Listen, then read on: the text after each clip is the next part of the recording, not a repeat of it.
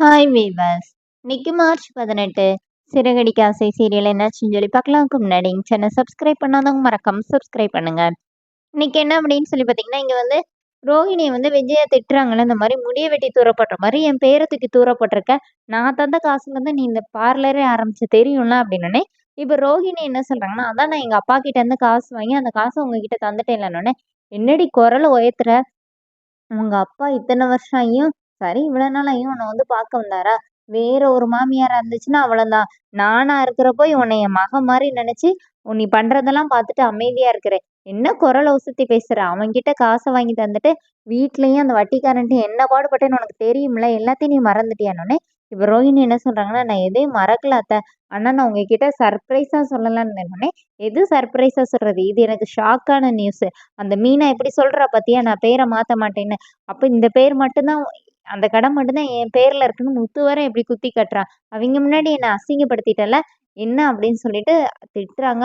ரோஹிணி அப்படியே மிரண்டு போய் நிக்கிறாங்க. இந்த மாதிரி இனிமே எதனாச்சும் என்கிட்ட சொல்லிட்டு தான் நீ செஞ்சிருக்கணும்னு அப்படியே நடுங்கி போயிடுறாங்க.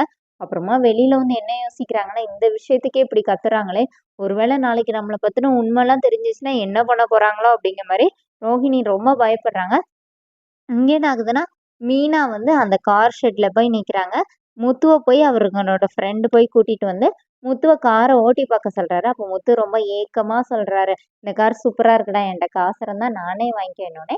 இப்போ அவங்க ஃப்ரெண்ட் என்ன சொல்றாருன்னா, "நீ நினைக்கிறது வேற. ஆனா அந்த கார் உன்கிட்ட வரணும்னு நினைக்குதுல்ல." அப்படின்னோனே, "என்னடா சொல்றனோனே." "இல்லப்பா நீ ஓட்டி பார்க்கணும்னு நினைக்குதுல்ல, அத சொன்னேன். நீ ஓட்டி பாரு." அப்படின்னோனே, முத்து அதுக்குள்ள ஏறி ஓட்டும்போது அப்படியே ரொம்ப ஃபீல் பண்றாரு.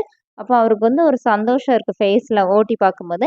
அப்புறமா கார் பிடிச்சிருக்கான்னோனே, "ரொம்ப பிடிச்சிருக்கு. ஆனா உங்க ஃப்ரெண்டுட்ட இந்த கார மிஸ் பண்ண வேண்டாம்னு சொல்லியிருந்தேன்னோனே." "கொஞ்சம் சத்தமா தான் சொல்லேன். என் ஃப்ரெண்டுக்கு அப்பதான் கேட்கணும்னு."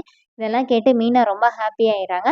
அடுத்த நாள் மீனா ரெடியாகி முத்துவ வர சொல்லிட்டு 2 பேருமா கோயிலுக்கு கிளம்பும். முத்து என்ன கேட்குறாருன்னா வந்தோனே, "என்ன நீ ஆயுத பூஜைக்கு பளபளன்னு ரெடி ஆகுற ஆட்டோ மாரி இருக்கன்னோனே, என்னைய போய் ஆட்டோக்கு ரெடி பண்றீங்களா? ஆட்டோ கூட கம்பேர் பண்றீங்களா?" அப்படி சொல்லி மீனா திட்டுறாங்க. திட்டிட்டு கோயிலுக்கு கூட்டு போறாங்க.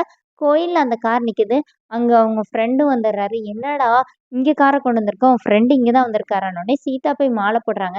"நீ என்னம்மா யாரோ ஒருத்தங்க காருக்கு மாலை போடுறன்னோனே." "எங்களுக்கு தான் இந்த ஆர்டர் வந்திருக்கு மாமா." அப்படின்னோனே, முத்து அந்த காரை ஏக்கமா பார்த்துட்டு இருக்கிறாரு. அப்புறமா ஐயர் வந்து எல்லாம் செஞ்சு இது பண்ணும்போது, மீனாவோட அம்மா சொல்லிடுறாங்க, "இது உங்களுக்கு தான் மாப்பிள்ளன்னோனே." "எனக்கான்னோனே." "ஆமாங்க. ஆமா மீனா தான் உங்களுக்காக வாங்கியிருக்கேன்னோனே."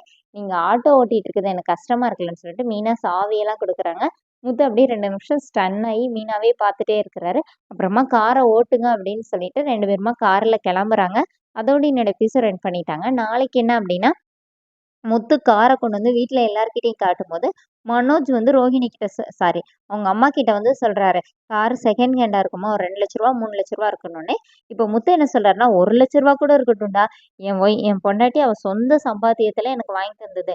அவங்க அப்பா மட்டும் மலேசியால இருந்திருந்தாருன்னா, ரூ. 10,00,000 10,00,00,000 எல்லா காசையும் வாங்கி எனக்கு எதனாச்சும் பண்ணி தந்திருப்பா." அப்படின்னோனே, இப்போ விஜய், ரோஹிணி ஒரு பார்வை பார்க்குறாங்க. அதுல ரோஹிணி அப்படியே மிரண்டு போய் நிக்கிறாங்க. அதோட என்னோட எபிசோட் எண்ட் பண்ணியிருக்காங்க. தேங்க்ஸ்.